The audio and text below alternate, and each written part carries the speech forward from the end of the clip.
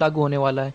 India में पहले अगर आप शॉपिंग करने जाते होगे तो उस पर आपको वैट टैक्स देना पड़ता था। अगर किसी मूवी को देखने जाते थे तो उस पर आपको एंटरटेनमेंट टैक्स देना पड़ता था, या अगर आप कोई सर्विस प्रोवाइड करते थे तो आपको सर्विस टैक्स देना पड़ता था। किसी अगर कंट्री से बाहर से प्रोडक्ट को इंपोर्ट कराते थे तो कस्टम ड्यूटी टैक्स देना पड़ता था।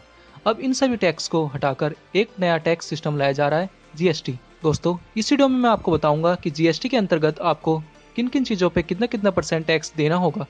तो सबसे पहले मैं आपको बताना चाहता हूं कि जीएसटी पहले से ही 160 कंट्रीज़ में लागू कर दिया गया है। इंडिया में लागू होने से पहले जीएसटी टैक्स 3 टाइप का है।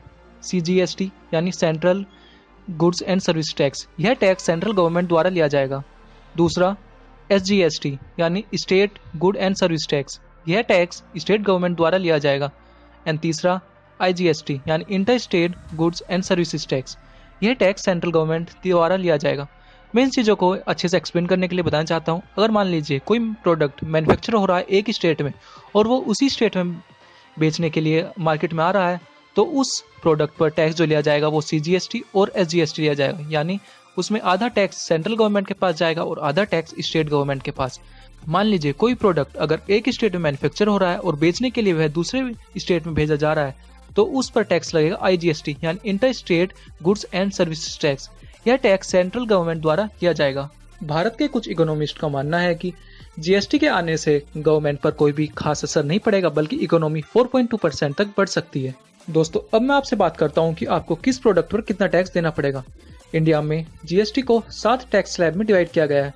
0.25%, 3%, 5%, 12%, 18% एंड 28%। सबसे पहले मैं आपको बता देना चाहता हूं कि वह कौन कौन से प्रोडक्ट है जिन पर आपको कोई भी टैक्स देना नहीं पड़ेगा। फ्रेश मीट, एग्स, दूध, दही, नेचुरल हनी, फल, सब्जी, ब्रेड, प्रसाद, नमक, bindi, sindoor, paper and books, newspaper and hotels जिनका प्राइस 1000 रुपये से कम है। दोस्तों, इन पे टैक्स ना लगने का मतलब यह नहीं है इन पे बिल्कुल टैक्स नहीं लगेगा। हो सकता है ये प्रोडक्ट अगर किसी चीज़ में पैक्ड होकर आ रहे हैं तो उन की पैकिंग पर टैक्स लग सके। इसके बाद आता है 0.25% टैक्स स्लैब। इसके अंदर आएगा रफ डायमंड, यानी वो डायमंड जिसकी अभी तक कटिंग नहीं की गई है। आपको अगर उस डायमंड को आप खरीदते हैं तो आपको 0.25% का टैक्स देना पड़ेगा। अगर आप गोल्ड को खरीदते हैं तो गोल्ड पर आपको 3% का टैक्स देना पड़ेगा। अगर आप कोई भी पैक्ड फूड आइटम को खरीदते हैं या कपड़े खरीदते हैं जिनकी कीमत 1000 से कम है, या चप्पल जूते खरीदते हैं जिसकी कीमत 500 से कम है, टी, कॉफ़ी, पिज़्ज़ा, केरोसिन, कोयल, मेडिसिन, या आप ट्रांसपोर्ट सर्विस लेते हैं रेलवेज या एयरपोर्ट टाइप, या आप किसी स्मॉल रेस्टोरेंट में रुकते हैं तो उस पर आपको 5% का टैक्स देना पड़ेगा। अब मैं बात करता हूँ 12% टैक्स स्लैब के बारे में। इसमें अगर आप कोई भी कपड़े खरीदते हैं जिसकी कीमत 1000 से ज़्यादा है तो आपको 12% टैक्स देना पड़ेगा। या आप बटर, चीज़, ड्राई फ्रूट्स, आयुर्वेदिक मेडिसिन खरीदते हैं, या आप फ्रूट जूस लेते हैं या अगरबत्ती खरीदते हैं तो उसके ऊपर भी आपको 12% टैक्स देना होगा। आप अगर एक नया मोबाइल खरीदते हैं या आप बिजनेस क्लास से टिकट को बुक करते हैं तो उस पर भी आपको 12% टैक्स देना होगा। अब मैं बात करता हूँ 18% टैक्स स्लैब के बारे में। अगर आप कोई भी फुटवेयर लेते हैं जिसकी कीमत 500 रुपये ज़्यादा है तो उस पर आपको 18% टैक्स देना पड़ेगा। या अगर आप बिस्किट, पेस्ट्रीज, केक, जैम या मिनरल वाटर लेते हैं उस पर भी आपको 18% टैक्स देना होगा। कैमराज और स्पीकर पर भी 18% टैक्स डिसाइड हुआ है।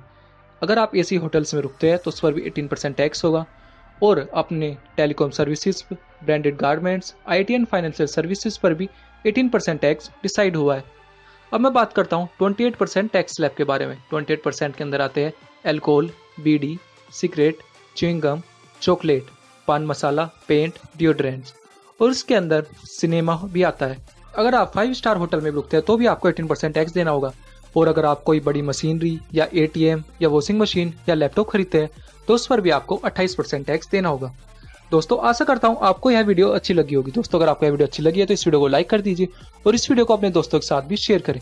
इस चैनल को सब्सक्राइब कर दीजिए। मैं इसी तरह की वीडियोस आपके लिए लेकर आता रहता हूँ। Thanks for watching. जय हिंद, वंदे मातरम।